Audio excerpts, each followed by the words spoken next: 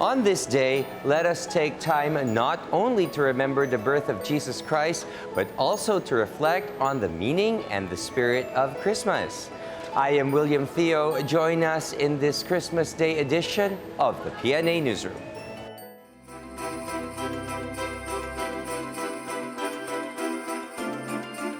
Learn the essence of gift-giving and why it has become one of the most enduring traditions of Christmas. Follow the steps of a pandesal vendor who dresses up for the job in the fanciest way possible. And join us as we give gifts to the children at the Orthopedic Hospital in Quezon City.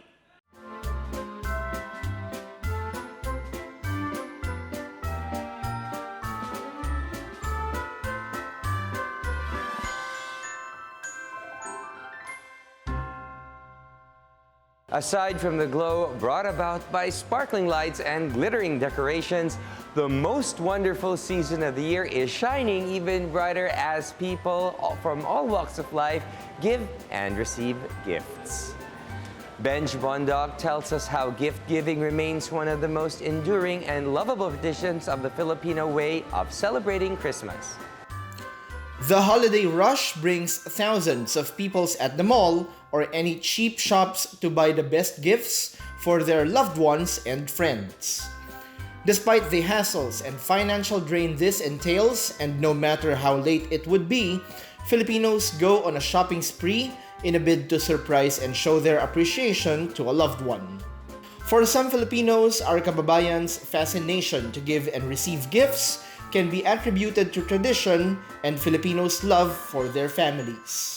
Others see it as a way of thanking God for the blessings received throughout the year.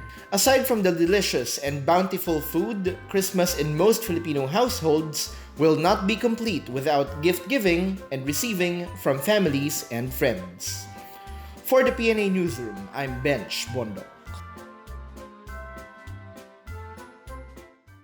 During the holiday season, giving new and crisp paper bills, regardless of color and value, has become customary for Filipinos. Janice Cave tells us more. Just like the much-loved lechon, often seen as a centerpiece during the Noche Buena and Media Noche feasts, the Filipinos' fascination for crisp bills as gifts is ingrained in tradition supported by the practice of banks to issue new denominations during the holidays. For Filipinos and other Asians, it is not a New Year's celebration without a crisp, clean money in your pocket to give out to your kids, grandkids, younger siblings, and relatives. And when it comes to new bills, the demand is greater for lower denominations such as 20 pesos, 50 pesos, and 100 peso bills. According to custom, it's extra important to display model behavior on the first day of the entire year, as it is seen as an omen for a whole year's worth of fortune. Giving away red envelopes with a few bills of good luck money inside is the current fashion on Christmas and New Year, as it is seen as good luck to have a pad of crisp new bills on your pocket at the start of the year. For the PNA Newsroom, I'm Janice Cave. In Quezon City, a man dressed up in a Santa suit roams around selling pandesal to the delight of the people in their community. Let us know more about this pandesal vendor who wears a two-suit ensemble from Joyce Rocamora. Meet him in the morning, you'd surely mistake him as some ranking businessman off to close a deal in Makati. Donning a full suit jacket and trouser and a matching tie, his first agenda for the day is sell hot pandesal on a bicycle. Merry Christmas, we wish you a Merry Christmas, we wish you a Merry Christmas and a Happy New Year. Alvin Balasabas, or Mayor Alvin as the morning risers call him, has been an icon in every nook and cranny of Barangay Greater Lagro, where he sells hundreds of pandesals daily, calling their attention with the horn. A trademark that gave Filipino ambulant bread vendors the onomatopoeic name Potpot. Mas iba yung hindi nakapusturan, siba talaga nakadamit. Kasi malinis ka. Malinis pag tinitignan ng malinis ka. Sa akin maganda naman. Kasi paglabas mo, minsan magugulat yung tao kung akala mo same yun. Akala tatawagin ka ng attorney. Hanggang sa katagalan talaga, masasanay yung tao. May iba-iba na talaga tinatawag nila sa'yo. Sa may attorney, may abogado, o meron naman ako pang damit na mga pangsiman, tatuan ka ng, nasan yung barko? Cyril Salas, one of his suki or patron, has been buying bread from Alvin for at least a year now. And even if his pandesal is sized the same with other stores, well, he prefers the suit and tie guy's bread more. For him, he finds Alvin's strategy unique and at the same time inspiring. Ng pandesal na natikman ko. Seryoso, pandesal niya po yung hinahanap-hanap ko. Malambot kasi yung pandesal nila eh. Nakakatuwa pong tignan kasi nakangiti siya palagi. Tapos yung suot niya, laging naka-complete uniform. Parang wala po siyang problema sa buhay. Kumbaga ang bansag nga sa kanya dito, mayor eh. Kasi laging naka-complete uniform eh. Suit and tie siya lagi. Salas said he appreciates Alvin more when the Burr months are in, since his getup gets more colorful and in tune with the holiday season. The same goes for Dave Dulay, whose house is along Alvin's route every morning in Greater Lagro. Nakasantahat po siya lagi, tapos makulay yung suot niya ng suit and tie. Tuloy mo lang yun kuya kasi marami kang nabibigyan na inspirasyon. Thank you kasi kahit hindi mo lahat kakilala dito, sa simpleng pananamit mo napapasaya mo kami lahat. Alvin first came to Manila in 2008 to help his family in Masbate. When he came here, his work was a bakery assistant at the store of his present bosses, couple Iris and Torreño Bahande. Saka napakabait na bata. Masunurin kung ano sasabihin mo, sumusunod siya. Saka walang bisyo, hindi umiinom, hindi sumusugal, hindi naninigarilyo. Saka pag natuto na siya ng isang bagay, natandaan niya na rin. Parang mas maganda to sa akin, makikilala ako dito. Kaya mas maganda ang tingnan, formal. Na kahit nga nagtitinda lang ng pandesal, makangal naman na hanap buhay, mas maganda naka-uniforme para papakita niya rin na medyo social din, na hindi lang pala gagamitin yung Amerikana at saka barong para sa mga empleyado. When Alvin first pedaled his way out of their bakery dressed formally as if he's about to attend some fancy event, his boss said he himself was surprised. Nagulat din ako kasi nakikita ko na bigla siya nag-Amerikana. Ay siyempre magugulat ka, first time mo may naglalako ng pandesal naka-Amerikana. So mas marami din ang mga comment ng mga mamimili na negative, marami din mga positive. Andin sa katagalan, more on positive na yung comment. Kasi siyempre, nakikita nila, isang ordinaryong hanap buhay, pwede palang magsuot ng formal na damit na para pang mas nakakaakit sa mga customer. It was also during those first few years that Alvin received negative remarks for selling bread in barong or Americana. Naman ako pang damit na mga pangsiman, tatuan ka ng, nasan yung barko? Wala, Sabi, nandito lang. May gulong eh. While he's gotten some toxic comments throughout the years for dressing this way, Alvin said he learned to brush them off and just continue with his routine proudly. At 33, Alvin dreams to be a future lawyer and someday put on his collection of suits and ties defending someone inside the court. For the PNA Newsroom, I am Joyce Rocamora. Still to come, a particular household in Quezon City does not seem to anticipate what's supposed to be the happiest time of the year. This and more when the PNA Newsroom continues.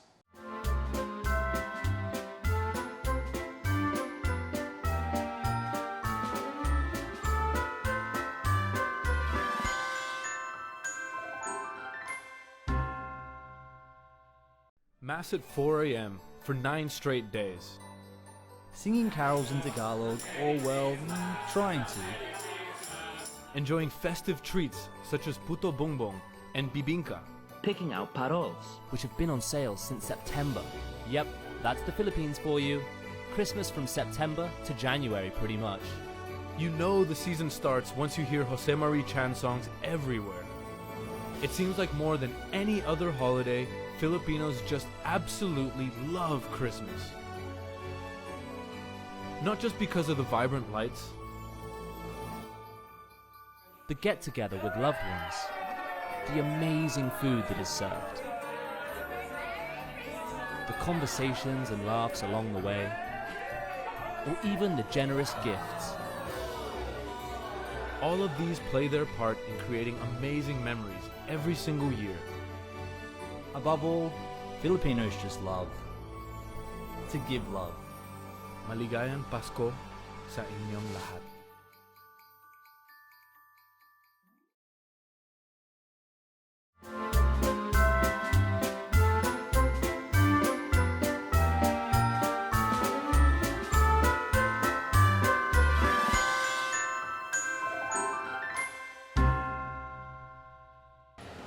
As a way to give importance to family, Filipinos, no matter what the distance is, come home on every Christmas day to celebrate the season with loved ones. But a particular household in Quezon City does not seem to anticipate what's supposed to be the happiest time of the year. More on this from Joyce Cudis. Luisa Espino's daughter, 19-year-old Luvane Erica, has not been home for more than a year now. The whole family has decided not to put any decorations for Christmas because according to them, there is nothing to celebrate about. Ngayong Pasko, nakita niyo sa bahay namin, wala kaming Christmas tree o ano mang spirit ng Christmas kasi ayaw namin na ayaw namin alalahanin itong Christmas kasi ito yung pangalawang taon na wala siya. Unlike a typical Filipino family separated by overseas work, Luvane is not exactly far. Perhaps she could be in the same city, but the youngest member of the family has refused to come home and communicate with them. In her recollection, her daughter was the sweetest and jolliest of the three sisters. Yung relasyon namin bilang pamilya, masaya kami. Lagi kaming nagsasama-sama. Sa family side ng father niya, magkakasundo silang magpipinsan, pati mga tito niya. Ganon din sa family side ko, pareho silang magkakasundo, pati mga pinsan. Kaya tuwing nagkasama, tawanan. At saka siyang pinakamakulit, magulo sa aming pamilya. Siya yung malakas tumawa. Si Luvane Erica. And things were going smoothly for the Espinas until Luvane met people who offered a friendly conversation with then 17-year-old student leader of Polytechnic University in the Philippines. Little did they know that a simple gesture would be the start of the gradual falling out of their precious Luvane from them. Noong 2016 yun. Tapos pinakita ko, PUP ang mga anak ko. Anak, mayroon bang ganito sa PUP? Nung sabi nila, naku, mawala yan. Hindi ko siya pinayagan. Tapos yun, nag-start na nawala siya 3 days. Ang sabi niya sa akin, may group study. Huli niya na sinabi yun, nandoon na siya. Sabi ko, kung totoo yan, na talagang group study, sige nga mag-picture ka. Nag-picture naman siya. Sabi niya, ma, ito mga kasama ko. Kakain na kami, ma, wait lang. Tapos, chat-chat na lang ako mamaya. Tapos yung pala, yung kasama niya sa group study, ayun na yung, sa Alex Danday. Na-indoctrinate na siya. Spokesperson ng Anak Bayan. A group of leftist activists has won Luvane's mind and heart over. Yet her mother and her family has not given up on her. And as a matter of fact, they did everything they thought of to retrieve the child. Ako nang hanap kung nasaan siya. Sabi niya ganun sa akin, ma, nandito lang ako, malapit na akong uuwi, ganun. Panay ganun lang siya. Hanggang sa hindi ko na siya makontak, 2 weeks yon na hindi ko na siya nakontak. Ang sabi, kinulit ko yung mga anak bayan na kasama niya, ang sabi daw, nasa Pandi, Bulacan, nasa Kadamay, nandoon. So, 2 kami ng anak ko, yung pangalawa, hinalughog namin yung Pandi, Bulacan. Para kami naghahanap na karayom sa Talahiban. Hindi ko alam kung saan kami pupunta. Akala ko isa lang yung sakop ng Kadamay na subdivision, yung pala, marami yun. Kaya lahat ng subdivision na yun, ginaygay namin ng anak ko kung saan. Ngunit sabi nila, kilala namin yung anak nyo, nakikita namin to. Sabi ng mga nandoon na residente na sumakop dun sa Kadamay. Pero umalis na sila, parang nandoon sila sa tower, may ganon. Hanggang sa punta-punta kami kung saan kami dinala ng mga napagtatanungan namin. Kaso wala talaga. Wala siya talaga doon. Hanggang sa umuwi kami na walang nangyari sa amin. Kasi first maayos pa yung grades niya eh. Nasa 87 pang pinakamababa niyang grades eh. Tapos 90 plus na pataas ang grades niya. Nung second sem, bigla na lang nagbago. Yung nawala na nga siya, na nagbago na, doon na siya na nawawala-wala. Hanggang pinaka-last niya na nga yan na nawala na 2 weeks yan, hinanap ko siya. May nakapagsabi sa amin na magbibigay daw siya ng sulat sa kapatid niya, pero hindi sa akin, sa kapatid niya. Mag-meet daw sila sa UST, sa tapat ng UST, Isabel Building yun. Tapos sabi ng anak ko, "Ma, dali sumunod ka sa akin kasi si Lubin makikipagkita." Nakita ko siya, kausap na siya ng anak ko, tumakbo ako sa kanya, niyakap ko siya. Yung itsura niya na maayos, maputi, dugyot na, marumi. Tapos ang itim niya, mabaho na. Yung iba ng amoy kasi siguro kung ilang araw sila sa probinsya. Tapos yung sulat na ibinigay niya, hawak niya, bibigay niya sa ate niya. Siguro hindi niya ako kayang harapin dahil hindi din niya kaya, kasi ngayon lang siya nahiwalay sa akin eh. Hindi din niya kaya na mawala, na mahiwalay sa akin, kaya ayaw niya sa harap ko mismo sabihin na hindi siya uuwi. Parang doon na siya parang lumalim yung niya sa anak bayan. Hindi ko na siya pinapasok. 2 months ko siya dito sa bahay, walang cellphone, walang social media. Pagkakuha ko sa kanya, iyak siya ng iyak. Tapos sa kakaiyak niya, na hyperventilate pa, kaya nagdiretso kami sa ospital. Tapos nahimasmasa naman siya at umuwi kami. Nandito man siya, ayaw niyang umalis sa kama. Iyak siya ng iyak, kaya hinahainan namin siya ng pagkain sa kama. Ang communication niya lang sa amin, susulat siya. Tapos ilalagay niya sa bag ko, hindi siya nagsasalita. Pinaliwanag ko na, "Be, wala na tayong problema. Ano ba talagang problema? Di ba? Wala naman tayong problema. Bakit ba gustong-gusto mo dyan? Mag-aral ka muna kung gusto mong tumulong sa bayan, mag-aral ka. Lahat ng sweldo mo, ibigay mo sa kanila. Kung sino man ang gusto mo tulungan." Siguro lahat ng pangaral ng isang magulang, inano na namin sa kanya. Sinabi. Pati yung mga kapatid niya, sinabi yan. 5 kami, magkaka-circle kami. Kinausap namin siya na, "Be, ano ba? Di ba, wala naman tayong problema, pamilya. Sana magtapos ka muna ng pag-aaral para makatulong ka." Kasi yung sabi ng ate niya, nahihirapan na si mama kasi kahahanap sa'yo. Kasi kinakabahan ako para akong naloloka. Iiyak na lang ako bigla. Para namin siyang binaby. Yung mga kaklase niya nung high school, kinausap ko, sabi ko, "Dalawin niyo si Lubin, kausapin niyo." Tapos yun, dumalaw lahat ng mga barkada niya. Tapos pinapasyal ko siya nagsiswimming kami, pumunta kami ng Batangas, Bataan, Baguio, lahat ginawa ko para matanggal lang sa isip niya yung organisasyon na Anak Bayan. Sabi niya, "Doon na lang ako mag-aaral kay Lola sa CMU sa Malabon." Sabi ko, "Sige." In-enroll namin siya ng daddy niya doon sa Malabon. Tapos nag-aaral naman siya. Pumapasok siya, maayos siyang pumapasok. Tapos biglang nawala na naman siya. Nagpagawa pa nga siya ng assignment niya eh. Sabi niya, "Ma, may assignment ako, gawin natin." Binilan ko pa siya ng assignment. Tapos kinabukasan, hindi siya umuwi.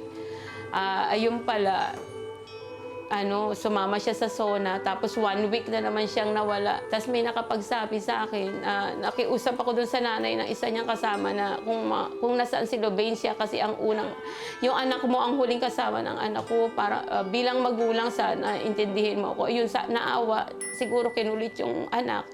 Ang sabi na sa Gabriela Silang Hall daw, PUP yun, hindi na doon nag-aaral yung anak ko. Nandoon sila pa rin nag-i-stay.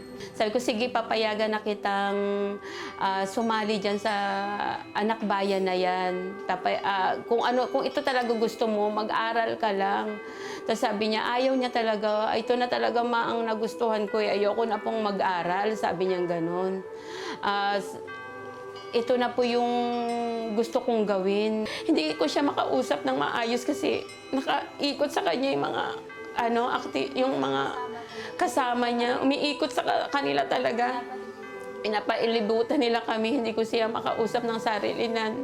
Nung Pasko nga, kinausap siya ng pamilya ng daddy niya. Anong gusto mo, pamilya o ideology? Ang pinili niya talaga ideology niya. So sabi ko, umuwi-uwi ka lang. So ganun ang routine namin dahil ang akala ko yung anak bayan na yan, rally-rally lang talaga. Yung parang tutulong sa bayan para i-voice out yung mga problema ng bayan. In her quest, Luisa found herself in the company of other mothers who have been longing for their children to come home and reunite with their family and the community. Luisa is a member of the Hands Off Our Children group, composed of parents in the Philippines who once leftist organizations Kabataan, Anak Bayan, Bayan Muna, and members of the Makabayan Bloc, who according to them has exploited the young minds of their children and took advantage of their vulnerability by deceiving them to join protests staged against the government. No. Actually, pinag-warningan nga tayo eh. Naalala mo yung meron isang Turkish NGO na sinabi niya, be careful with those people. They are not human rights defenders, but they are human rights mercenaries. Yun. The parents who have pressed charges to the recruiters cuddling their children said that activism as the gateway to fool their children into the paths of communism. Luisa, along with other parents, conducts an awareness drive to colleges and universities, into metros so other students will be spared from the leftist propaganda. Tinanggap ko kayo dito sa bahay, pinatulog, pinakain. Maayos ko kayong tinanggap dito sa bahay. Hindi lang dito sa bahay ko, pati sa bahay ng mga magulang ko, maayos kayong tinanggap. Walang masamang pinakita sa inyo.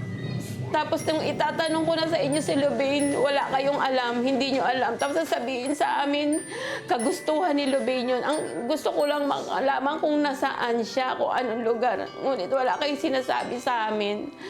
Parang hindi kayo makaharap ng tama sa akin. Kung tuwing tatanungin ko kayo, wala talaga kayong alam. Pero kayo ang kasama ni Lubain lagi. Tuwing uuwi siya, laging may bantay siya, dalawa.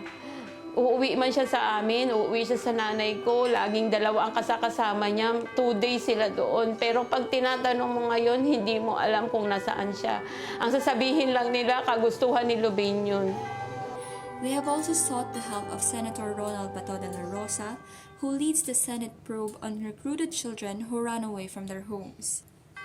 The armed forces of the Philippines and the Philippine National Police are also helping in the effort to claim the children who have stopped their studies and left home to become full-time activists. The government support is a follow-up from the order of President Rodrigo Duterte, who also created the National Task Force to End Local Communism Armed Conflict, a campaign against the 50-year-old communist insurgency in the country. With the backing of the administration, families like Luisa's, who are still yearning for their lost member, have hopes that they will one day be together again. Sana mamulat kayo na hindi yan ang totoong pag-asa na sinasabi nila. Pero dapat nasa tamang paraan.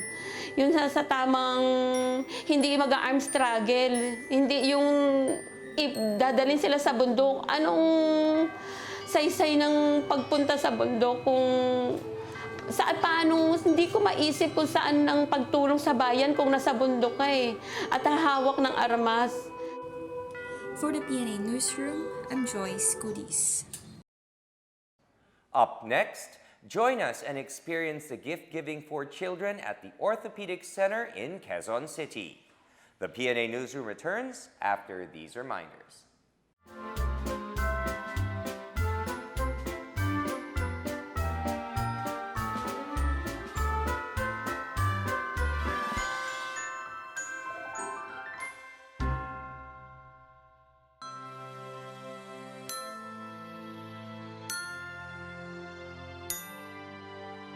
Ngayong Kapaskuhan, tayo'y magdiwang at magbigayan. Ilabas ang mga barya mula sa alkansya't lalagyan. Ibahagi ang naipon, mamigay ng aginaldo. Buksan ang ating puso, tumulong sa kapwa-tao. Paikutin ang mga barya, di lamang ngayong Pasko. Gamitin itong pambayad sa mga produkto at serbisyo. Nadumihan man ng barya, ito pa rin ay may halaga. Dalhin sa pinakamalapit na bangko upang ito'y mapalitan na. Maliban na lamang kung ang barya ay sadyang sinira, ito'y labag sa batas at huwag ipagwalang bahala. Hindi dapat binubutas o tinatapon basta-basta. Gamitin ang wasto at ingatan ang pinaghirapang barya. Mag-alay ng pasasalamat at taus-pusong magbigayan, magdiwang at magmahalang ngayong Kapaskuhan.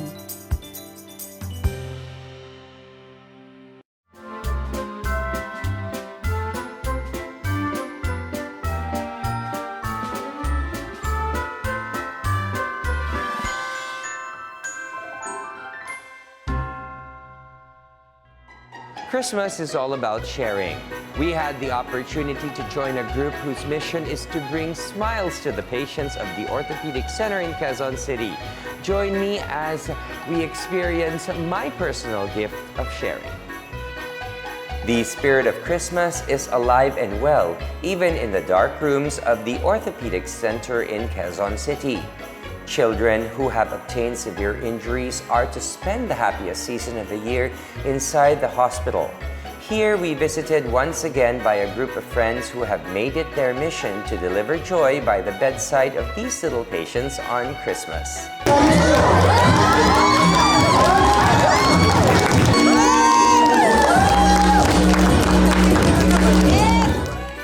Dr. Ana Marie Pascual Panganiban, a medical oncologist at the Philippine Orthopedic Center, is grateful to have the same people who not only entertain the patients for a while, but also gives them messages of hope that, according to her, makes a big improvement on the health and attitude of the patients who they are tending to. Una-una, gusto kong magpasalamat sa lahat ng nag-visit sa mga pasyente namin. Actually, every year ginagawa nila to. And then, ang naobserbahan namin, yung mga pasyente namin, napakalaking saya ang dinudulot sa kanila pagka nabibisita sila ng mga kilalang mga personalities, nararamdaman nila na importante sila. Hanggang very much na na-appreciate nila yan. In fact, ngayon pa lang sinasabi nila na natutuwa sila na nabigyan sila ng oras nitong mga sikat na mga celebrities para mag-spend ng Pasko para nakasama sila. Several personalities from show business have offered their time to sing and dance with the children and other sick patients in the hospital.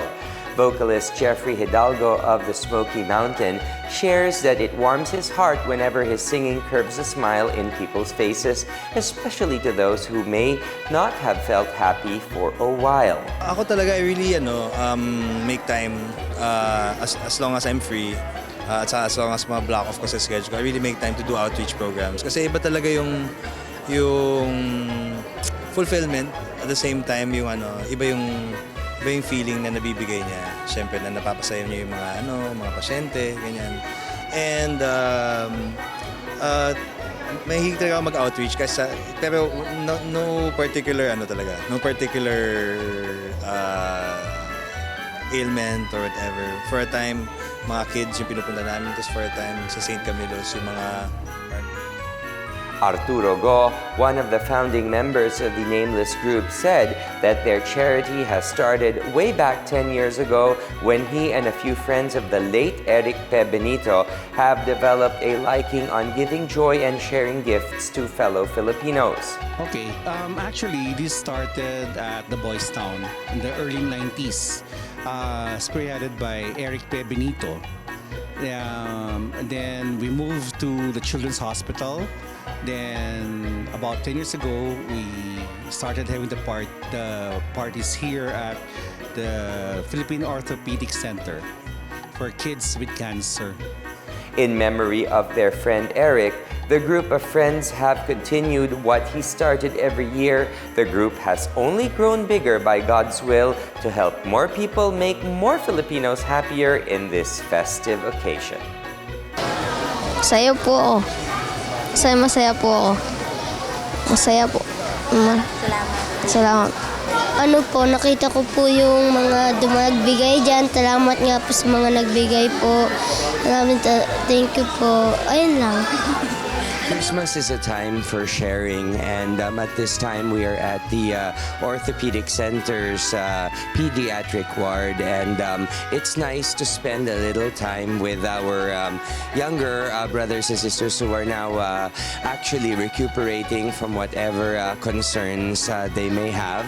But it shouldn't only be this holiday season. I think the gift of sharing, the gift of giving, especially giving a part of yourself, which is your time, your energy, and effort. These things can never be replaced by anything material. And to make people happy, even just for a moment, even just for a small moment in your life, there is fulfillment. I think we should always it should always come to mind. We should always, no matter how difficult things are in our lives, it's always nice to give thanks, because there's always a lot of blessings if we just bother to uncover them. So thank you for this opportunity to be able to share, and hope to be able to do this more in the days to come. Thank you.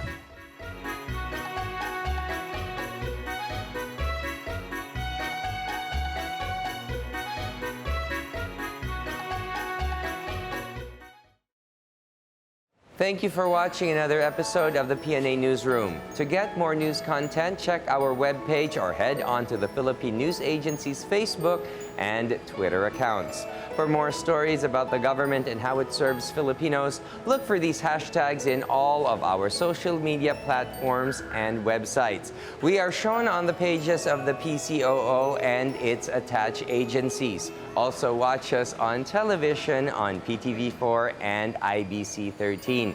And since it is the holiday season, Christmas is the biggest holiday for us Filipinos. Let us practice the culture of sharing and reflect on our lives for the new year to come. And that's your daily dose of the biggest stories that you need to know from the PNA Newsroom. I'm William Theo. From all of us at the Philippine News Agency, have a peaceful, prosperous, and a very Merry Christmas.